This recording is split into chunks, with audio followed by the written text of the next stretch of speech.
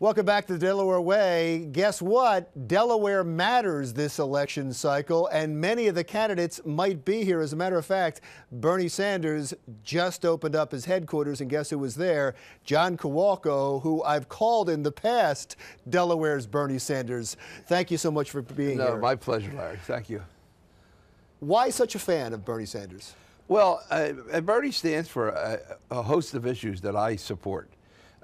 Single-payer health care, not a tax, but a fairer share from the wealthiest people in this country, a commitment to reforming campaign finance, a reinstatement of Glass-Steagall, all of the things that I find have been harming this country and the representative democracy that we're in. I find that Bernie Sanders has been on the right side, theoretically, of curing those, fixing those. He's like your brother from another mother. You both seem to agree well on so many issues. Is he coming here? I'm not sure. I know that Kim Williams and I, who are very avid supporters of Bernie Williams, the state representative, have requested that maybe he would consider coming here for a visit. I think he would get an enthusiastic response at the dedication of the headquarters. We had over 350 people there. I found the way that you agree with Donald Trump, which is really, you don't agree with him on much, but you agree with him on this point, that he believes the superdelegates in the Democratic Party makes the system corrupt. That so many of these superdelegates can be handed to a candidate who, by the way, is allowed to pay for those candidates. Yep. The rules allow Hillary Clinton to take money from her super PAC and give it to those right. The Republican You can parties. Purchase the loyalty of those delegates. Yes, I find that the biggest threat to representative democracy, the superdelegate system. It may have been conceived of as one time as sort of an aristocracy of privileged people, sort of like the House of Lords and the House of Commons in England, so that you get to sit in the front row at the convention, you get to be vocal, you get to be, a speech giver.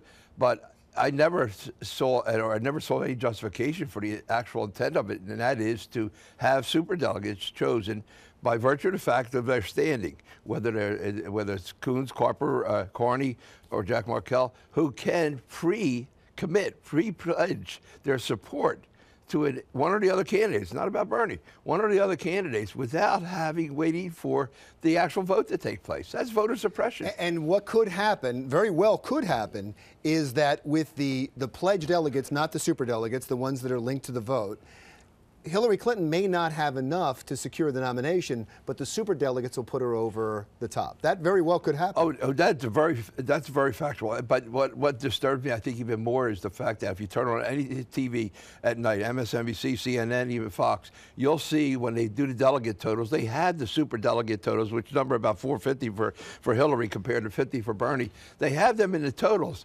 The best way to suppress voter enthusiasm is to say, you've lost. Great point. That's why they changed, I think about a dozen years ago, they changed from the media being allowed to pronounce a winner until the polls were closed, because they didn't want to discourage voter participation. So you have a double-edged sword. Not only is it negate the ballot box for that electorate, but it also discourages the voters from participating. Would you go as far as Donald Trump has gone in saying that the Democratic Party primaries or the primary system is rigged?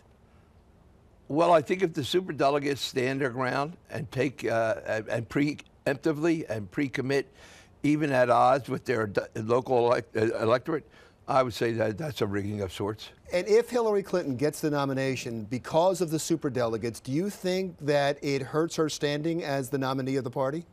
I think it hurts her standing, but I also think it hurts the party standing more than anything. I'm a lifelong Democrat, and I'm an idealist. And I don't mean that I'm an off-the-chart idealist. I mean I'm an idealist about Democratic principles. Democratic Party principles are to be fair, to be honest, to be inclusive. One thing the superdelegate process does is shut the door to a third-party challenge within the party, within the Democratic Party. I don't mean a third party coming from outside, but you can have no dialogue with two different points of view within the Democratic Party if the structure is already set up favoring the status quo. How can you have a challenge? I appreciate it. John Kowalko from the 25th District. As you heard, he is a Democrat, but he's not happy at all with the Democratic primaries so far.